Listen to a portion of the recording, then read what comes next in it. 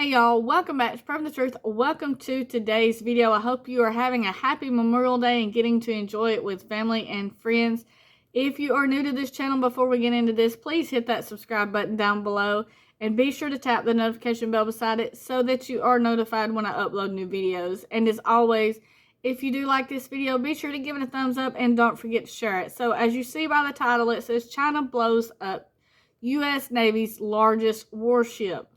This is a menacing simulation, they are stating, not an actual warship that has been blown up. But if you ask me, that's some crazy stuff to be doing with a country that you are in, I guess you could kind of say, disputes with, not seeing eye to eye on stuff, but yet you're playing a war game, blowing up their ships to prove that it can be destroyed with certainty, as they say in this. So China blew up the world's largest aircraft carrier, the USS Gerald R. Ford, with hypersonic missiles in a menacing simulation, which Chinese researchers say proves the U.S. Navy warship could be destroyed with certainty.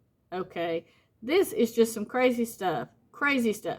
This is not something that countries should be going about doing, is playing a war game with their armies and blowing up someone else's ships, unless there's some kind of political agenda behind this or some kind of big army proving stuff to say we can beat you or we win and you lose, this kind of stuff. It's just some stuff that it kind of adds fuel to the fire, if you ask me. Using a war game simulation system, China's military forces sank the carrier fleet using a volley of 24 hypersonic anti-ship missiles over the course of 20 intense battles. Now, they released these publicly in a May paper published by the Chinese language Journal of Test and Management Technology, and according to the South China Morning Post. In the scenario, and this is how they actually done it and played it out, the U.S. vessels are attacked after continuing to approach an island claimed by China in the disputed South China Sea, despite repeated warnings. The researcher said that some of the missiles in the three-wave attack were fired from as far away as the Gobi Desert, and that nearly every U.S. surface vessel was shattered by the attack and eventually sank in the simulation. What is the actual purpose of this?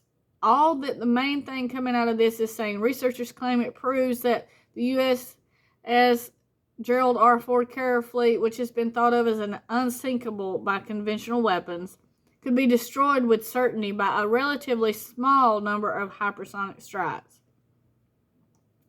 Researchers warn leaders and the public to approach these simulations with caution, as the real-world performance of these vessels may differ from what was predicted. So this might not be what actually happens in the real world with these missiles.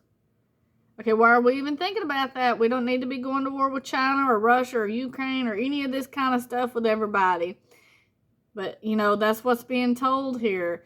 They have stated that anyone who discusses publicly the outcome of a war game or simulation has a political objective, especially if they frame the result as a win or a loss. This is what was said by Drew Thompson, a former U.S. defense official. Effective war games are one that test an assumption, a function, or a variable to inform the sponsor of the game about the complex interaction of elements. War games are not about winning or losing, they are about learning, but yet they have released showing how they could win battles against the U.S. fleet by using these missiles and how they've done it and stuff. So it's just strange to me how they're coming across as, we're not going to go to war with anybody. We're just kind of standing around and helping everybody in all these situations, such as Ukraine and all this stuff, and sticking our nose into business that honestly doesn't pertain to us. But yet here we are with China claiming to sink some of our biggest aircraft carriers and all that kind of stuff that we have out there that's supposed to be unsinkable and stuff like that. Well, we all know they said the Titanic was unsinkable too, but what happened to it? It's sitting on the bottom of the ocean right now. So those are some high words to be saying. But it's just something that as American people we should kind of be on the lookout for.